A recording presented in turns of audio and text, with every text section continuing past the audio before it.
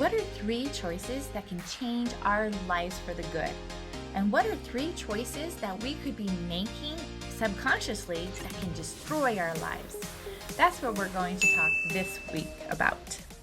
So the first choice that can really change our lives for the good is accepting that we are more than enough and are lovable. And really, for me, that comes from embracing God's love for us. And I don't mind if we call it universe or whatever, but knowing that we are enough and we are lovable is huge. So however we can come to that conclusion is transformative. And I just do it because God loves me. Another one, and this actually has a big impact in my life because for 22 years I was in a destructive relationship, and I embraced the idea that I was not enough. And there was constant criticism and critique. So that is what I came to. And when I embraced that I am enough because God loves me, and I came to the idea that honestly, if my relationship or my marriage was going to cause me to want to commit murder, kill him, and I didn't feel that way, but I could relate to some people that could feel that way. Or if it caused me to want to kill myself, and I've actually known people that have been in abusive relationships that ended up killing themselves. Or if it caused me to go crazy. And for me, that was what happened to me is I mentally just stopped sleeping, and then I would have mental challenges. So if my marriage was going to cause that, then that was not good. And I have to laugh because now I look at that, and that was a kind of a bare minimum idea, because now I look at that and I can see how destructive relationships can actually cause people to become alcoholics or workaholics. And really, I talk a lot about how relationships are supposed to be equal love and respect, and that we're working together as a team. And so I had embraced a very unequal relationship, and that's because I had not embraced that I am more than enough. So that's the first one, embracing you're more than enough and lovable, and that we are belonging, and that we're not something weird or off. And we're actually all kind of weird and off, but weird and off where we think that we need to separate from others. That's another lie that seems to be at a base level that can really cause a lot of destructiveness. But when we understand God's love for us, we're all having our own experiences, and our challenges that happen to us are common, and we'll see that throughout life if we're looking for it. So that's the first one. And one thing about that is also knowing that God, He sees us. And one of the names for God in the Bible is He sees us, or He sees me. And I think that's a beautiful name. And I can't even remember the Greek name for it or the name that was used, but it meant He sees me. And knowing that we're seen is huge. And also knowing that we have the promise that if we draw near to God, universe, that He will draw near to us. That you have that promise. So go for it. Try it. Give it a go. So that's the first one, embracing your lovability and your enoughness. The second one is also knowing you're here with a purpose and a plan. That is huge. And it's very interesting because I've had some conversations this last week, and was talking to a friend and about her sister that couldn't embrace God because of the theory of evolution. And I thought that was interesting, and actually I think it can be really a distraction or something that can cause a problem with the understanding of how can God exist if evolution is true. And that's something to really think about. One thing because I have a degree in biology and I love science, so you're going to hear me geek out a little bit about this, and it's something that I'm actually really passionate about, and I haven't talked about this in the podcast much.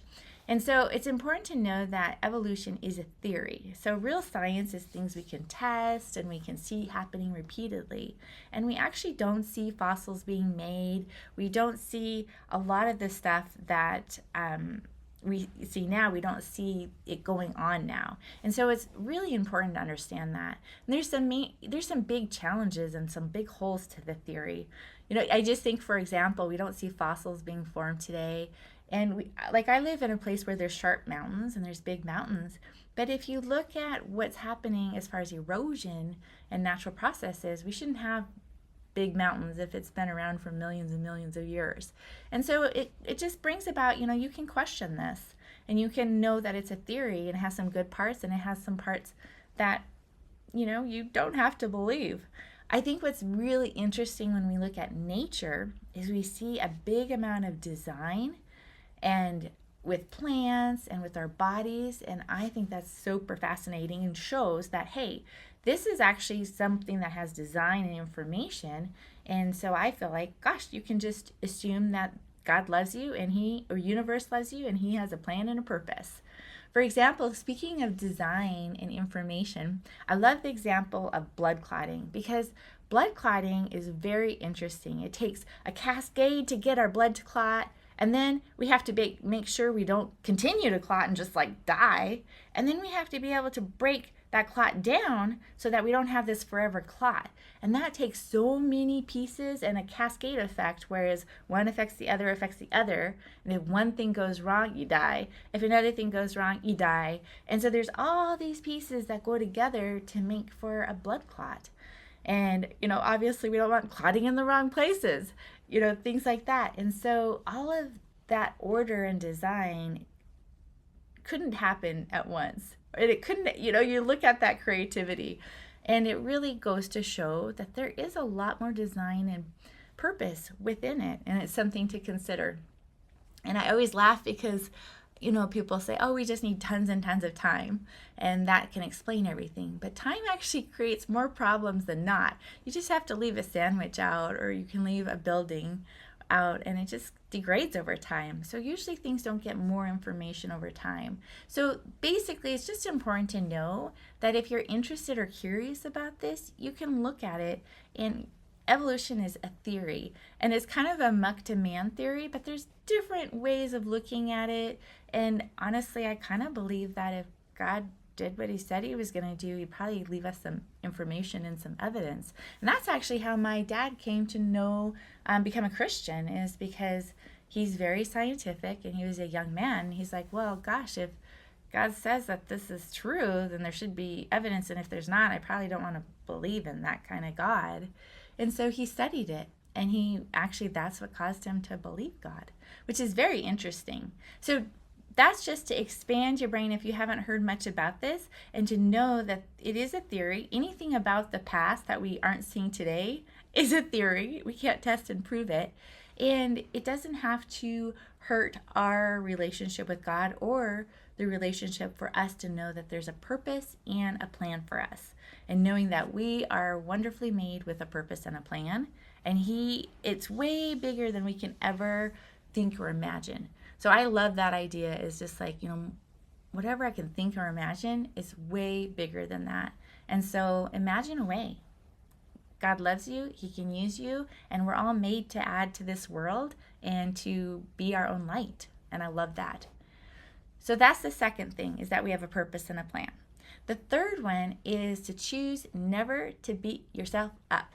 And never to beat myself up. I've been disappointed in myself, and it's so easy to beat ourselves up. But honestly, just choosing that I will never be my own worst enemy is a very important choice. Because the thing is, we know ourselves intimately, and we all have our shitty things about us. We all have our selfishness. We all have this and that, but we don't see those things in others quite as much. So it's very easy to be judgmental and focus on the things we don't like about ourselves, whether it be physically or emotionally, however it is. And it's really important just to be like, you know what? God loves me. I'm designed. I am not perfect. I'm a human being. And I will choose that is never good or never going to benefit me to be mean to myself. And that doesn't mean, that's very different than being disappointed and just not staying there and learning from a situation and being like, yeah, that didn't work well for me. That wasn't a good idea. I hurt that person. I made a mistake. And I really think owning up to our mistakes and our imperfections is just part of this human experience, and knowing that we all are a little messed up. And that's okay. But choose to be your own friend. Another thing with this is I always talk about kindness and curiosity towards ourselves. But I also think that we should be making our decisions about how we want to show up based on our future self. Because honestly, we all crave comfort and ease and stuff like that. But when we're making choices for the person we can envision in the future, then we're going to do those hard things and we're going to do those decisions that can be challenging in the moment to create the life that we want. And I think that's a very loving thing to do for ourselves, is to do that. And that's part of, the flip side of not beating ourselves up, but it's supporting ourselves. And how do we do that? And just taking our pain and learning from it and staying curious. So that's part of learning and growing, because honestly, life is tough. And I'm pretty sure we could all have good reasons to be bitter, angry, cold, hard, all of that. There's good reasons for that. And it doesn't serve us. So it's great to process that pain, to barf it out, to sort it out, and to plan it out and work through those things so that we can go through this life and appreciate it more. So those are the 3 things that can really affect how we're going to grow in life and how well we're going to do. Because when we believe that we're lovable and enough, number 1, when we know we have a purpose and a plan and we choose to be our own friend, those are huge decisions that will serve us. Are you a chronic people pleaser? Do you overgive, overfunction, pretty kind, and you're just tired, or maybe even a little bit resentful? Or are you wondering wow, is this all to life? Is this how it works? Because I kind of feel like I'm going through the motions. Well, that's what the Unravel Notebook is for. It's 61 days to unravel our thinking, beliefs, and live a life intentionally as we connect closer with God, ourselves, and others, so we can be more confident and live brighter in this world. So now, what are decisions that will ruin our lives? This is very interesting. So the first decision that will ruin our lives, and we all probably do it and don't know it, that we do it to a different degree, is listen to our brains. So we have to understand our brain has its own programming. It has its way of being and doing. And if we just listen to it, our lives will suck. And let's talk about that. So again, we've talked about how our brain or mind has a lawyer and a lifeguard part. So the lifeguard part wants to keep us safe at all costs. And so it's going to tell us, it's dangerous, keep small. It's going to warn us of all of our negative attributes. And whatever we listen to that lifeguard to our detriment, the lawyer is going to work hard to support whatever it's saying. So it could be like, hey, for example, I'm not enough. And my brain loves that because that's going to keep me small and safe, and that's its job. But if I'm like, hey, I believe that, I'm not enough, and I tell myself that, then the lawyer part of my brain is going to be like, oh, let me find you evidence. Let me show you. So if we listen to that, our lives are going to go to crap. So it's interesting, though, again, I've talked about how we can use the lawyer and the lifeguard differently and just say, hey, lifeguard, I understand you're trying to keep me safe. I understand you're trying to keep me small. I appreciate the information, and I'm going to tell myself something different. And then I let the lawyer go to work on that information. Like, I am enough. I am lovable. I can do it. I can do hard things.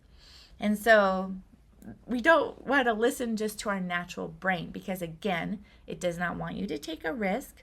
It's going to have you think negatively because that'll keep you small. It doesn't want to push yourself because it's all about safety. And it'll probably want you to be mean to yourself because it's doing anything to keep you small.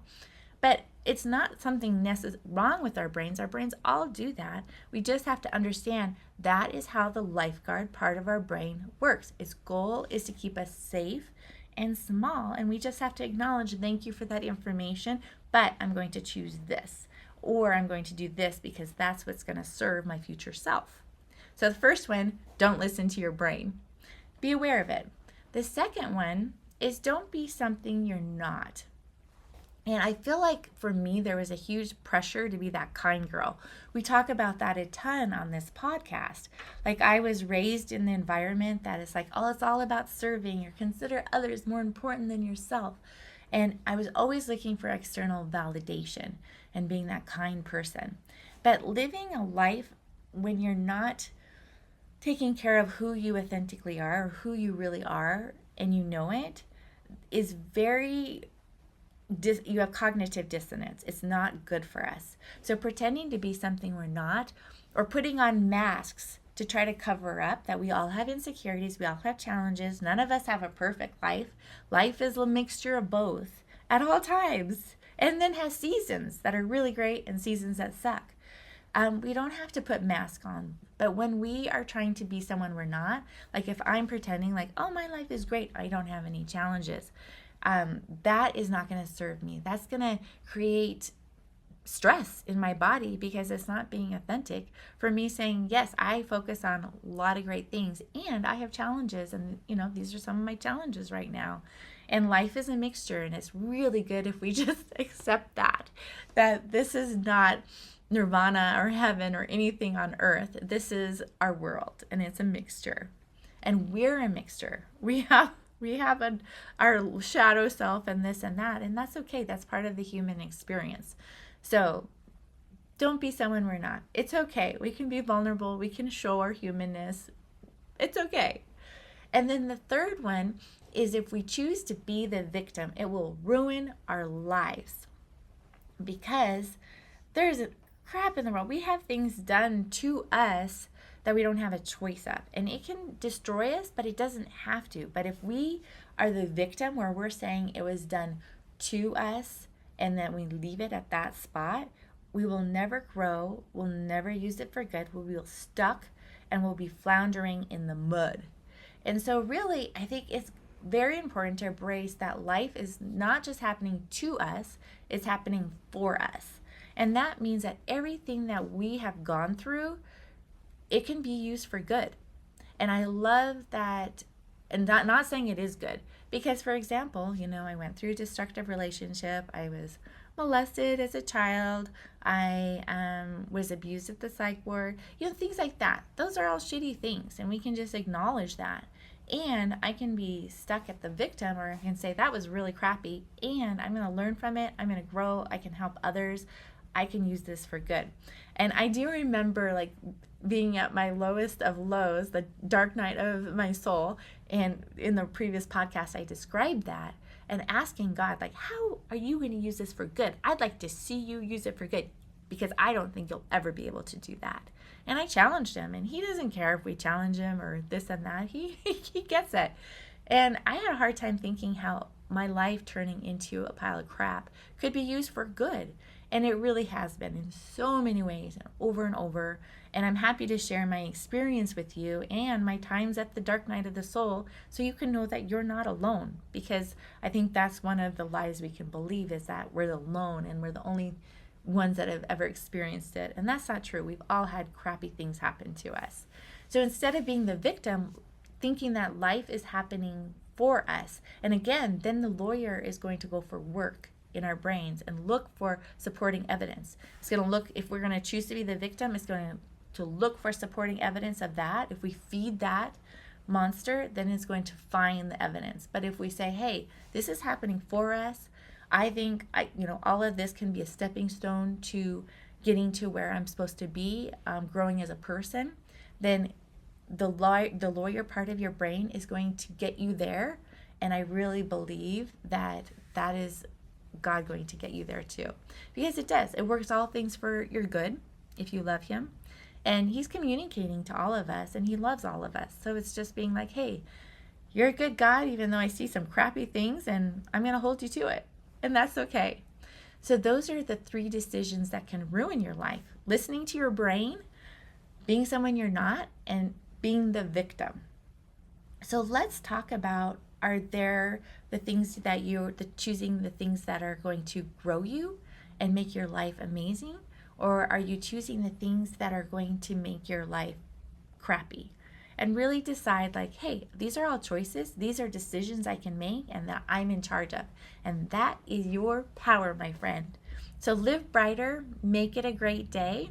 If you want some more information, you can go to my Instagram with Live Brighter with Tara, or my website, livebrighter.info. Make it a great day. I believe in you.